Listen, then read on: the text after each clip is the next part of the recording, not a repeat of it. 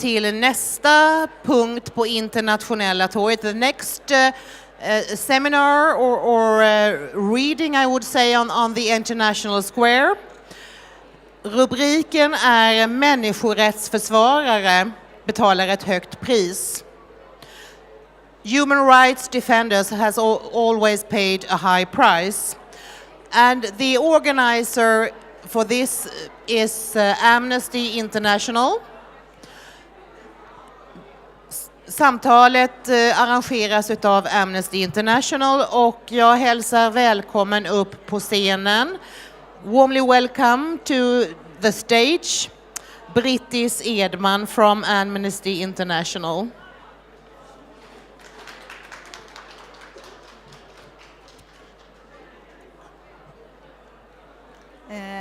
Hej och välkomna.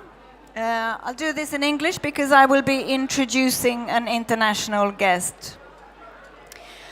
On the 5th of July, actually, because it's a reading, there will be a reading taking place. I would like you all to come closer so that we start filling the audience from the front. On the 5th of July, 89 days ago, should have been just another day at work for 10 human rights defenders in Istanbul. 8 of them were participating in a seminar and 2 of them were organizing the seminar. The police raided the training and they were all arrested. They're accused of terrorism-related crimes and they are still in detention. One of them is my Amnesty colleague, Idil Eser. She's the Secretary General of Amnesty Turkey. The other one, another one, is a Swedish citizen, Ali Garavi. He was one of the trainers, one of the organizers at this workshop. The workshop was about digital security and psychosocial health of human rights defenders at risk, which we know is the case for the defenders in Turkey. Ali is not only an IT consultant, but he's also a writer. And I am very happy today to have his wife here, Laressa Dickey, who will join me on stage. Laressa will be reading a short story by Ali. She will be reading it in English, and it's a reading that takes about 12 to 15 minutes. It's a fantastic story, and for us it's a way of showing that Ali has many dimensions, like all people. When you're in detention, when you are only the crisis that's facing you, people tend to forget who you are really. But Ali has many talents. One of them is his writing. And Laressa, thanks for being here, and we're looking forward to hearing the story.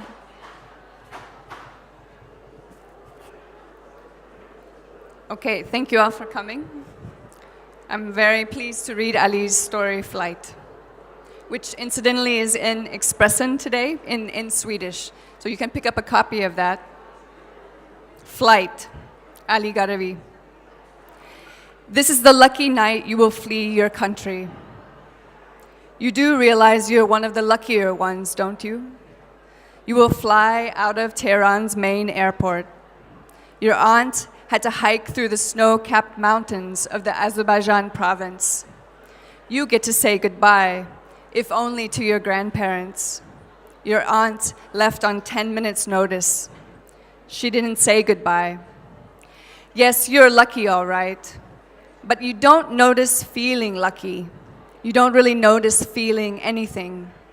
There is fear, of course, but these days fear is a constant companion, lingering like an impending migraine pestering you, right under your skin. And daily life provides the prospects of getting shot on the street, being bombed from the sky, getting attacked by street thugs, getting arrested by the morality police, being hijacked off the city bus by lecherous men, or being hunted in a school by lecherous boys. These days, daily life paints the fear-stretched canvas of your soul with vivid splashes of terror. But tonight, if you successfully get on that plane, it will be the last night you spend in your home. The revolution has taken hold, and the revolutionaries do not tolerate your kind, with your Western-educated parents, your feminist aunt, your apostate uncle, and your military general grandfather. The revolution is out on a purge of your corrupt way of thinking, your decadent way of life. So, your departure has been kept a secret. They are not asking you to leave, they are not allowing you to leave. They are demanding you and the likes of you repent, become someone else. Even within the confines of your own house, you have to conform to their wishes. You must pretend to recoil at what they deem evil and rejoice at their brand of joy. Inside your home, within your country, you have become an outsider. Your leaving without ever being ordered to is validation of the sneaking sense that you no longer belong. They have beaten your aunt on the streets, they have harassed you at school, they have spat on your mother in the market, they have threatened your grandfather in his own home, they plan to send you to win or die in a war that cannot be won. They have forced their way into your most private places to bring you their version of salvation. In this new social order, you are an unwanted pest, but not allowed to leave. Leaving will mean sneaking out, the quiet scurry of a cowardly rodent. And yet you must be thankful for the opportunity to choose your life over someone else's conviction, even though it means deserting your family and your country in their time of dire need. For your escape, you're even allotted a suitcase, a red Samsonite hardshell, and 3 weeks to pack for a lifetime. Lucky again, since your lifetime has only been 16 years. At first, you welcome the distraction from the world outside and the uncertainty within. But this too proves daunting. It is one suitcase after all, and you can put in all you want, as long as it weighs less than 30 kilograms. What you pick, you will keep for a long time, and what you leave behind, you will never see again. What books to take? How to pick from the 400-strong collection of Matchbox cars? Will you leave your father's Zenith camera, your main inheritance, behind? Will you part with the complete collection of your Tintin adventure series? Maybe this will be a rendition of your Tintin adventure. He's always able to travel lightly to unknown places and find new friends. Speaking of friends, you will obviously not be able to pack any of those in the suitcase. None of them will be going with you, and none of them will know you were gone. News of this monumental event affecting your lives and friendships will remain trapped in your throat. You will have to deprive the little words tickling your vocal cords of the air that could give them flight. Your friends will remain oblivious until the first day of 11th grade. They will file into the second-floor classroom on the first day of fall, hear your name called for attendance, see that your seat is empty, and will realize it will always be. Your leaving your home and hometown, Tehran, is a secret dressed up as a summer vacation. On this moonless night at 2 in the morning, you stand wide-eyed atop the stairs leading to the walled front yard of your home, next to a slightly bulging suitcase, looking down at the flower garden, the family's Mitsubishi Galant, and the heavy sheet metal gate leading to the dark street. Your eyes scan past the small bush with flowers, underneath where you helped bury your grandfather's military medals, past the spot on a stone step where you had a bonfire of your aunt's poetry. The creak of the house floor behind you sets things in motion. Your mother and grandparents step up to the landing, and the procession towards the dark unknown begins. Suddenly, everything is vivid, all senses keen. Your grasp against the suitcase handle jiggles and jolts as you drag the suitcase across the slate stairs and onto the driveway. The marble steps showcase every line, reminding you of the days you pretended they were maps of unknown places far from here. The brown Mitsubishi stands quiet, headlights shyly looking straight ahead. the same headlights you helped tape over with slitted blue carbon tape for driving during air raid blackouts.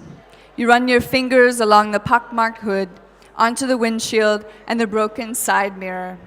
Your eyes scour the back seats for the remnants of previous trips, spilled Cocoa Puffs or pistachios, and the hard candies your grandfather requested with clock-like frequency en route to the Caspian Sea. You peel your glistening palm from the Samsonite handle to touch the cool of the garage doors. The sparkle of the marble fault lines, the bumps of the slate driveway, the aroma of specks of dirt, the smoke cloud flowers, the chipping paint, your many eyes in the broken side view mirror all stretch invisible arms to embrace you, to keep you home a moment longer. But it is the real open arms of your grandmother you find yourself lunging for. Her embrace is, as always, soft and safe, and for the first time it is also tenuous. She doesn't speak or ask questions, but her staccato breath tells you 1,000 times over that she is parting with the first of her children, your mother, and the first of her grandchildren, you.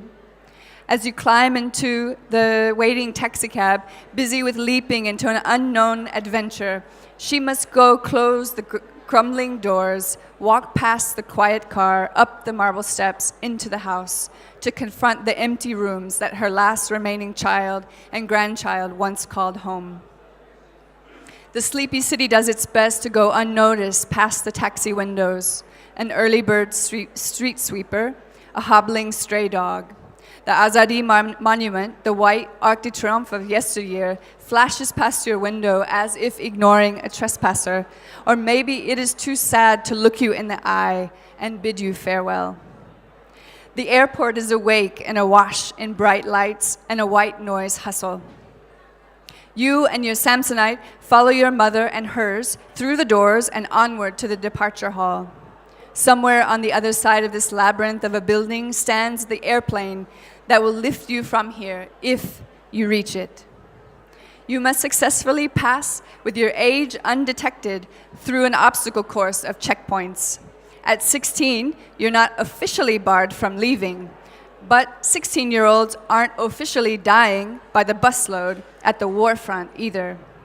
Your lack of facial hair and girly voice have been fodder for constant taunting by classmates. But here, prepubescence is an asset in the calculus of safe passage through the document check. Your mother's passport, in which you are noted as a child co-traveler, sits in a cubbyhole behind the control desk. The attendant spends eternal seconds to locate it, check your picture against your mother's face, hand the passport over unceremoniously, and wave the two of you by. The first of the gauntlets is traversed. Next, a baggage controller demands you carry your luggage and follow him to his pedestal. He's wearing a gray, sweat-stained dress shirt with sleeves rolled up to the elbows, dark, dusty slacks, and worn-out dress shoes fashioned into slippers. The control is meant to prevent illegal export of goods. The caveat is there's no indication of what is an illegal good. You're at the mercy of the baggage controller, of what he constitutes illegal, what he might find of interest for him to keep, and whether he finds your face appealing. You can see your mother undergoing a similar fate with a larger suitcase and a large veiled woman. They're more animated, one woman lifting this blouse or that, saying something to the other's flushed face, and the other taking it from her, folding it and putting it back. Things are less controversial with your controller in the beginning. He ensures all items are sufficiently disturbed, the one Tintin book you couldn't part with, stacks of your shirts and pants kneaded and stretched, some socks twirled in midair, your Rubik's Cube scrambled some more. After your suitcase is adequately ransacked, he waves the back of his hand to motion you off the pedestal. You'll be past the second gauntlet as soon as you're able to get your Samsonite's jaw to close over your possessions. But you take too long, and you will pay for it soon, because lingering near these new people means drawing attention, and attention means interaction, which is almost always unpleasant. He suddenly looks back. Is that your brown bag? He points to the brown bag at your feet. You're carrying this for your mother, a token homegrown souvenir for her friend in Germany. Yes, it is ours. What's in it? Cucumbers. He suddenly chuckles. Are you planning a picnic? No, Aga. Are you taking these? By now he's dumped the cucumbers on top of your heap of clothes, counting them. 11 cucumbers to Germany? Yes, Aga.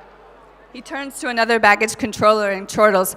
Ashkar, look, he's brought us cucumbers. Hope he has bread in another bag and some cheese in his pockets. I'm getting hungry. Say, boy, you don't have any Bulgarian cheese with you, do you?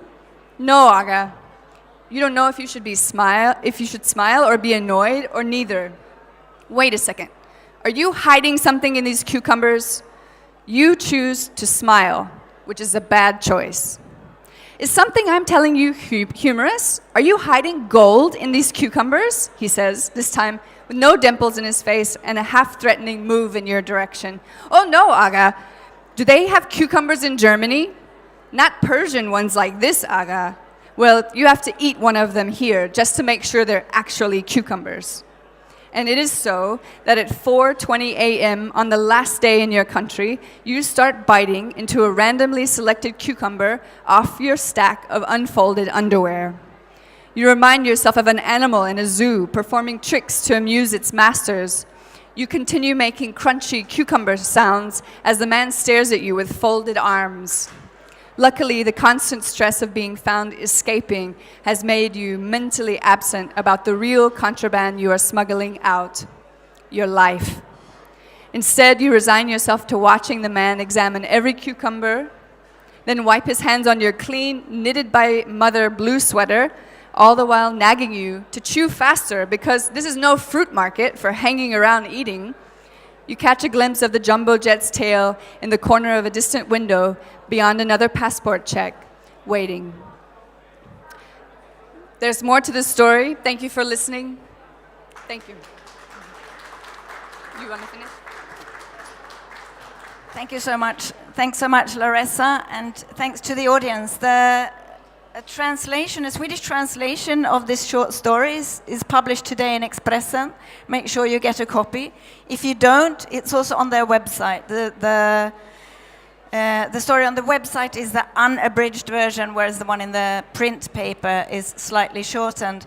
You will also find the original English version in the New Statesman, which first published the story to highlight the situation of Ali, who is still, after 89 days, one of the human rights defenders in detention in Turkey for having done nothing but promote and protect human rights. Thank you.